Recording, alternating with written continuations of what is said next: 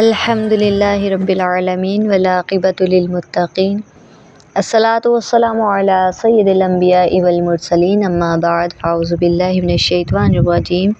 بسم اللہ الرحمن الرحیم۔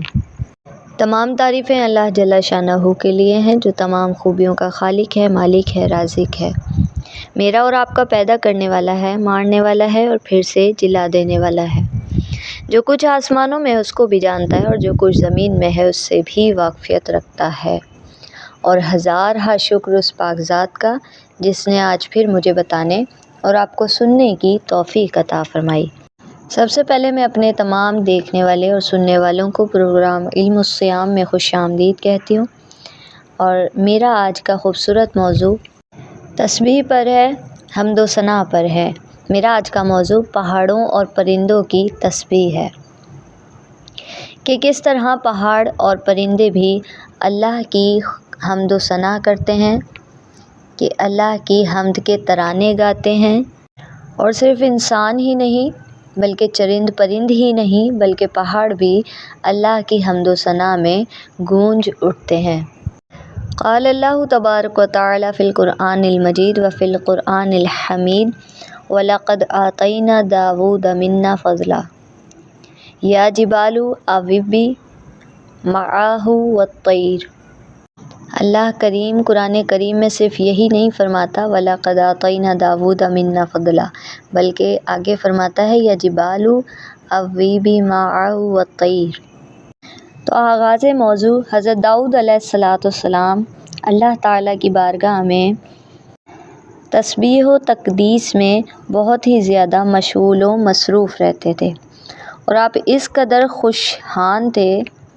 یعنی آپ کی آواز اتنی میٹھی تھی، آپ کا لہن اتنا اچھا تھا کہ جب آپ زبور شریف پڑھتے تھے تو آپ کے وجد آفرین نغموں سے نہ صرف انسان بلکہ مویشی، چرند پرند بھی وجد میں آ جاتے تھے، اور آپ کے گرد جمع ہو کر اللہ تعالیٰ کی حمد کے ترانے گاتے اور اپنی اپنی سریلی اور پرکیف آوازوں سے تسبیح و تقدیس میں حضرت داؤد علیہ السلام کی ہمنوائی کرتے، اور صرف چرند پرند ہی نہیں بلکہ پہاڑ بھی اللہ تعالیٰ کی حمد و ثنا میں گونج اٹھتے تھے۔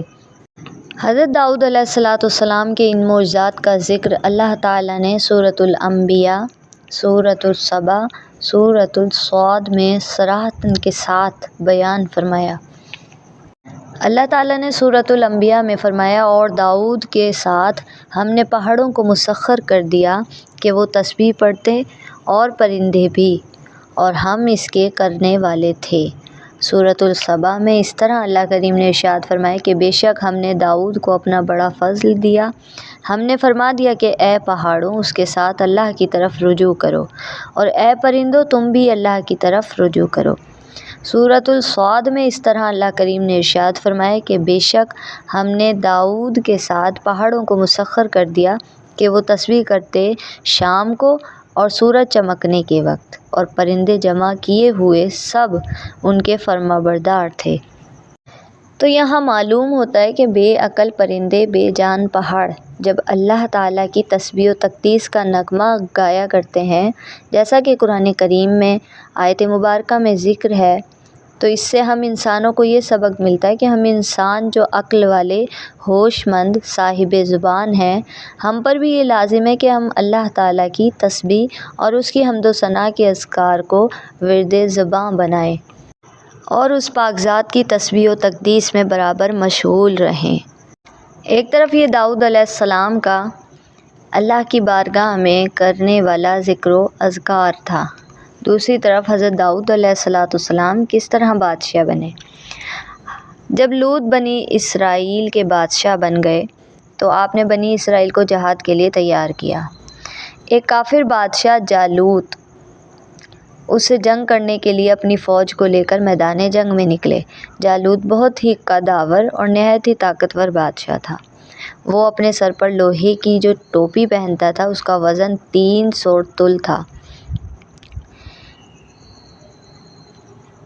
اب یہ اندازہ کیجئے کہ 300 رطل کا وزن کتنا ہوگا۔ جب دونوں فوجیں میدان جنگ میں لڑائی کے لیے صف آرائی کر چکیں تو حضرت طالوت نے اپنے لشکر میں یہ اعلان فرما دیا کہ جو شخص جالوت کو قتل کرے گا میں اپنی شہزادی کا نکاح اس کے ساتھ کر دوں گا اور اپنی آدھی سلطنت بھی اس کو عطا کر دوں گا۔ یہ فرمان شاہی سن کر حضرت داؤد علیہ السلام آگے بڑھے، جو ابھی بہت ہی کمسن تھے، بیماری سے چہرہ زرد ہو رہا تھا۔ غربت و مفلسی کا یہ عالم تھا کہ بکریاں چرا کر اس کی اجرت سے گزر بسر کرتے تھے۔ اور ایک روایت میں ہے کہ جب حضرت داؤد علیہ السلام گھر سے جہاد کے لیے روانہ ہوئے تو راستے میں ایک پتھر یہ بولا کہ اے حضرت داؤد مجھے اٹھا لیجئے کیونکہ میں حضرت موسیٰ علیہ السلام کا پتھر ہوں۔ پھر دوسرے پتھر نے آپ کو پکارا کہ اے حضرت داؤد مجھے اٹھا لیجئے کیونکہ میں حضرت ہارون علیہ السلام کا پتھر ہوں۔ پھر ایک تیسرے پتھر نے آپ کو پکار کر عرض کیا کہ اے حضرت داؤد مجھے اٹھا لیجئے کیونکہ میں جالوت کا قاتل ہوں۔ آپ نے ان تینوں پتھروں کو اٹھا کر اپنے جھولے میں رکھ لیا۔ جب جنگ شروع ہوئی تو حضرت داؤد علیہ السلام اپنی گوپن لے کر صفوں سے آگے بڑھے۔ گوپن ہوتی ہے رسی کا بنا ہوا ہتھیار جس کے درمیان میں پتھر رکھ سکتے ہیں اور پھر ہاتھ سے حرکت دیتے ہیں، وہ پتھر مارنے کے استعمال میں بھی آتا ہے۔ جب جنگ شروع ہوئی تو حضرت داؤد علیہ السلام اپنی گوپن لے کر صفوں سے آگے بڑھے اور جب جالوت پر آپ کی نظر پڑی تو آپ نے ان تینوں پتھروں کو اپنی گوپن میں رکھ کر بسم اللہ پڑھ کر گوپن سے تینوں پتھروں کو جالوت کے اوپر پھینکا اور تینوں پتھر جا کر جالوت کی ناک کی کھوپڑی پر لگے۔ اس کے اتنی زور سے لگے کہ اس کے بھیجے کو پاش پاش کر کے سر کے پیچھے سے نکل کر 30 جالوتیوں کو لگے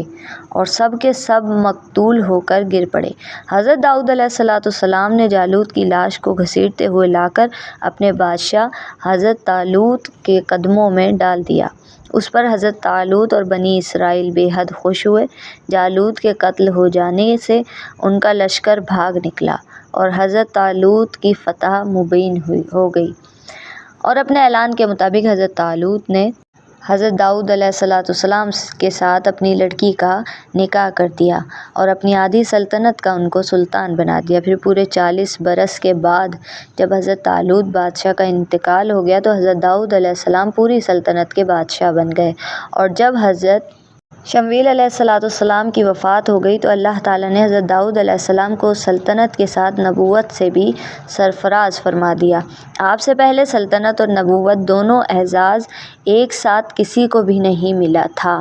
آپ پہلے شخص تھے کہ ان دونوں عہدوں پر فائز ہو کر 70 برس تک سلطنت اور نبوت دونوں منصوبوں کے فرائض پورے کرتے رہے،